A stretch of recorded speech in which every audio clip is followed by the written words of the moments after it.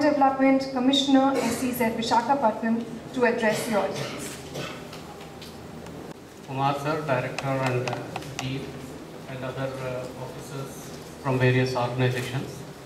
Indeed, when Mr. Punnam, Dr. Punnam called me and said, we are organizing this program and you have to speak something on SEZ, the first question I asked was, who are my audience? I said, GITAM students. So it's a kind of fear in me because I am not from commerce, I am not from business, I am from forest. I am from Indian Forest Service. I never had any commerce background in my education or working experience. Still, I have 2 years of experience working in SEZ. I'll try to do justice to whatever I have to do on this occasion. I'll briefly make a small presentation on how the SEZs have come into picture in India and how are they performing and what are the major intricacies in SEZs. Next one. Basically, if you see the history of export processing zones, I'm sure it is taught to you in your lecture somewhere, that led to the evolution of SEZs. The history of EPZs led to evolution of SEZs. So initially, export do away with some of the procedural and taxation issues, reduce the taxation burden on the exporters and get exports, increase in exports and earn foreign exchange. This is a major agenda. Then the first export processing zone was started way back in '65 in Kandla, which is relatively a very success story in India. Later on, the tariffs, as I said, tariffs were eliminated to attract the foreign direct investment, and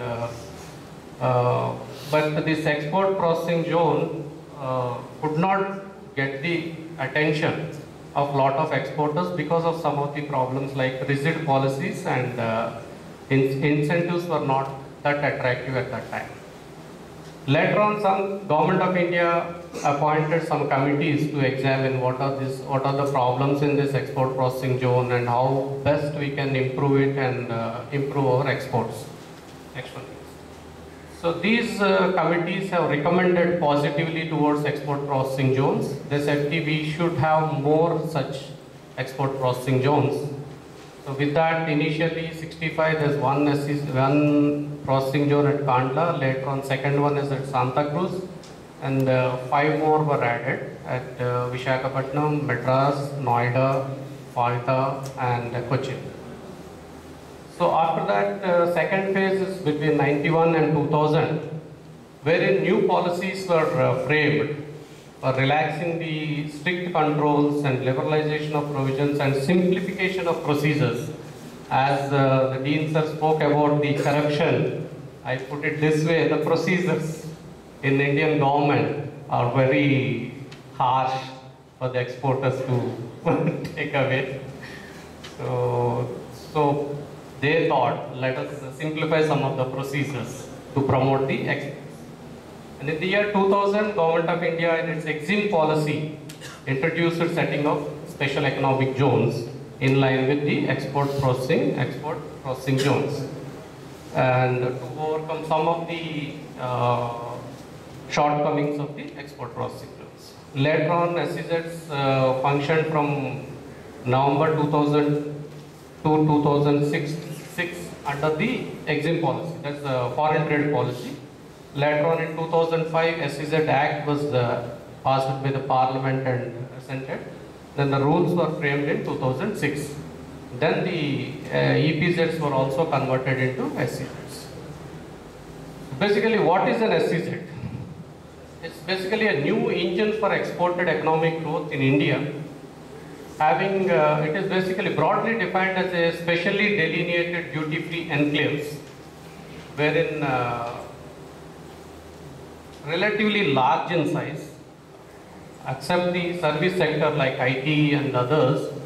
The agenda for starting these export special economic zones is to have larger areas under its control and have a lot of manufacturing and other economic activities at a single place, so that management and infrastructure creation will be easy.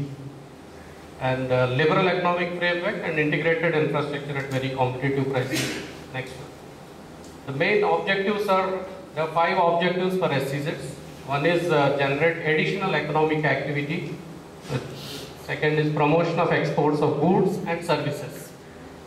And promotion of investment from domestic and foreign sources, creation of employment opportunities, and development of infrastructural facilities. Any one of you visited any of the SEZs in Vizag? Yes? Which one? Brandix. Yeah. Brandix is an example to showcase the SEZs. Like the kind of infrastructure, the kind of facilities available there. That's the basic idea with which the SEZs were formulated in Indian scenario. The salient features are like it's a designated duty-free enclave.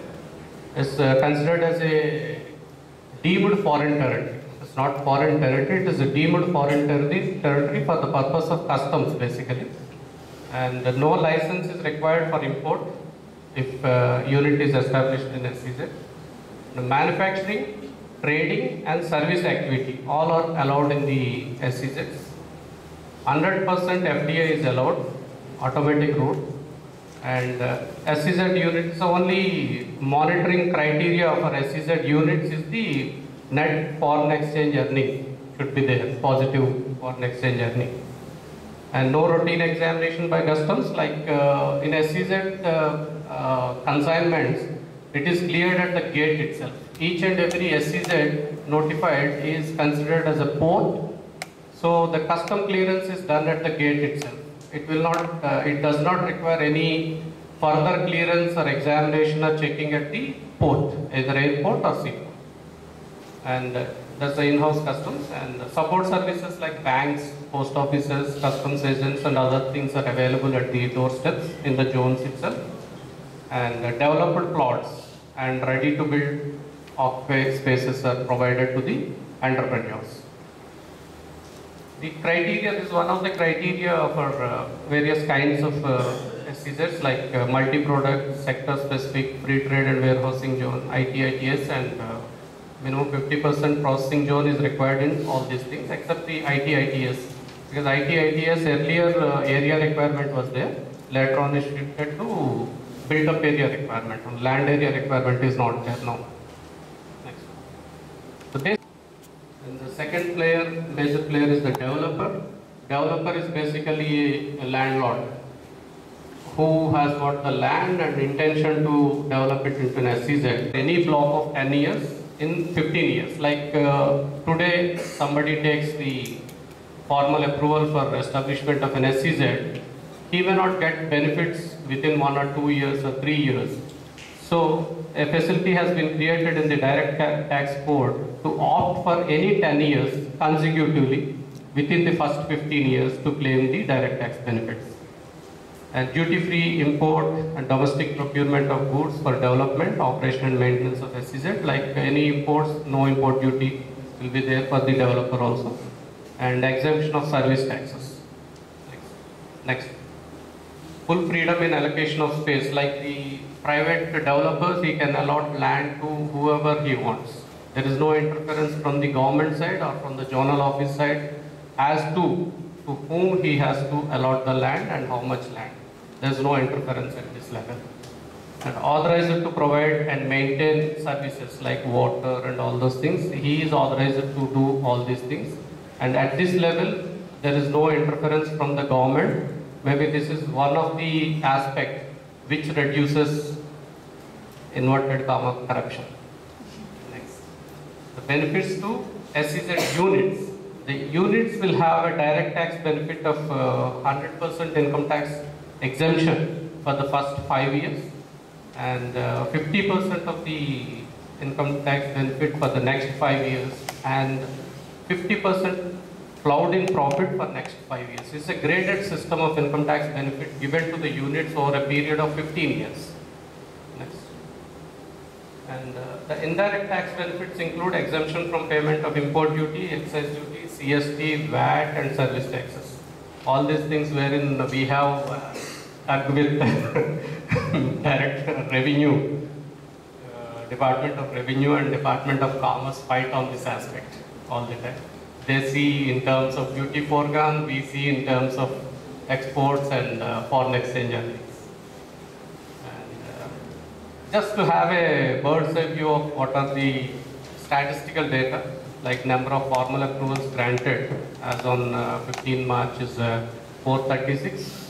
Out of that, 347 are notified, and about 200 are operational as on today in India, which has generated an employment of about 14.42 lakh people.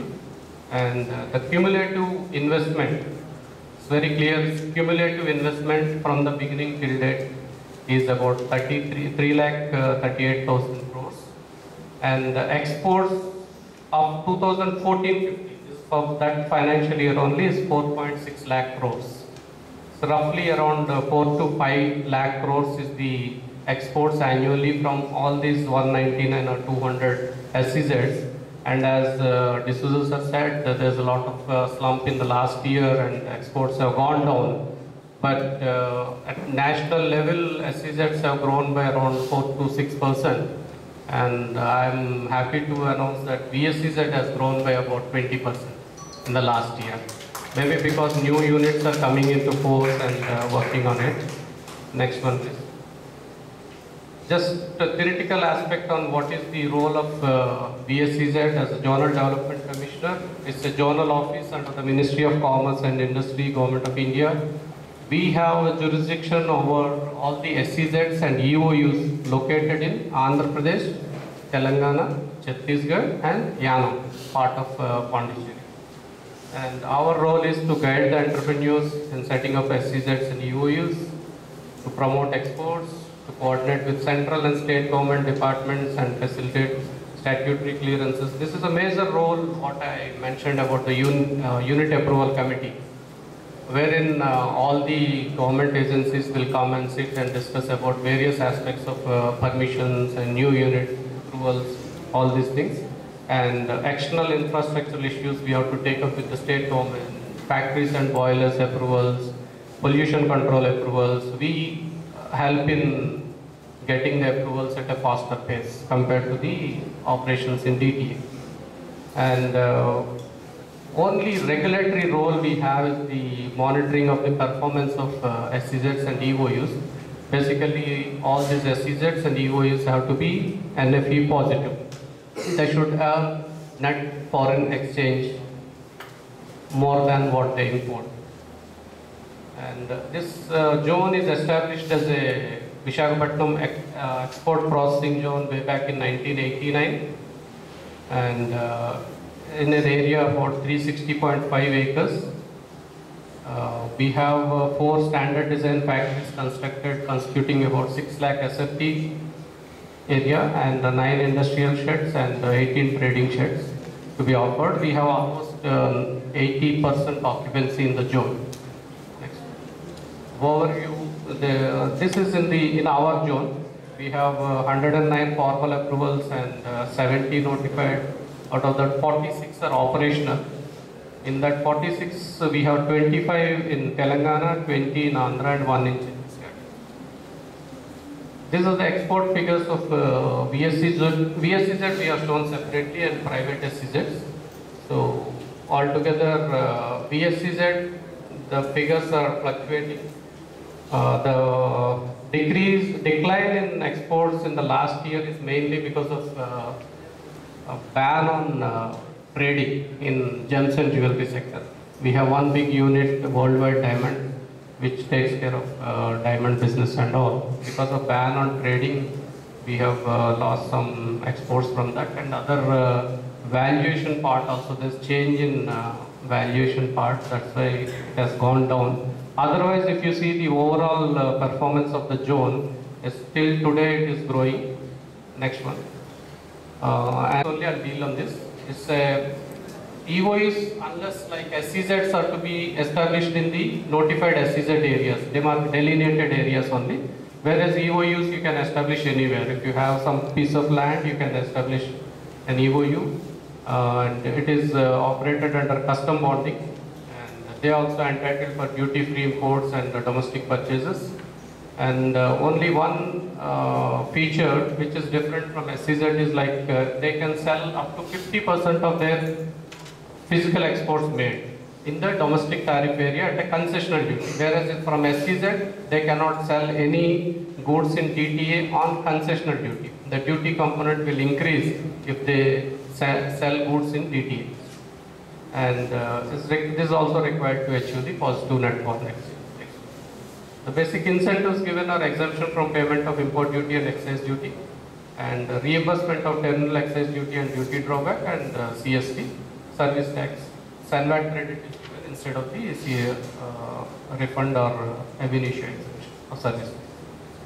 The comparison between these two EOU and SEZ, I just brought it. Like income tax benefits, EOU sunset clause ended in 2011, so there is no income tax benefit to EOUs as on date, whereas SEZ has a graded system of direct tax benefits.